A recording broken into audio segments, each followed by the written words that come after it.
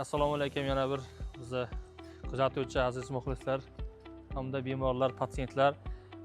Bizlar Samarqanddagi yotish uchun mo'ljallangan klinikaning yangisini ishga tushirdik. Xudo xolasa mana o'zi yotoqlar boshlangan, kasallar yotib boshlagan. Chunki bizni ishimizda eng katta kerakli bo'lgan shu bizni ko'zimizning oldida nazoratdagi holat bo'lganligidan biz juda xursandmiz. Albatta bemorlar bilan to'g'ridan-to'g'ri bemalol suhbat orqali har kungi natijalarini qarab biz lechinalarni davom etishni maqsad qilgan edik va xudoga shukrki mana bugungi kunda shu narsaga erishdik. Mana bugun Kobulda boshladik. Doktor Kobra nomi ostida Odilbek Nazarov har doim xalq xizmatidamiz. Qabul kunlarini почти har kunga qildik. 24 soat ishlaydigan klinik ishxona qilish niyatida buni tashkillashtirdik hozir.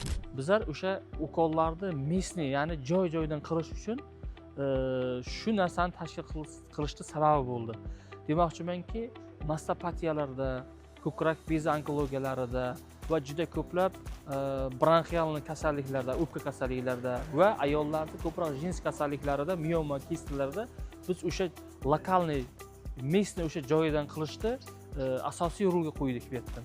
Va juda ham ko'p bo'g'im kasalliklar, ko'ks artrozlar va undan tashqari juda ko'p uchraydigan osteoxondroz va grija kasalliklarni biz mana shu yo'nalishimiz bo'yicha juda ham tez, samarali, innovatsion va juda arzon yo'lda xalqqa yordamimizni ayamay endi davom ettirish niyatidamiz, xudo xolasa. Albatta kimdadir shunaqangi bir og'riqlar, muammo, ya'ni doktorlardan, meditsina tomonlama muammosi yechimi hal bo'lmaydigan narsalar bo'lsa, albatta keling. Bizda konsultatsiyalar har doim beplatno. Siz bilan biz 24 soat ishlashga tayyormiz.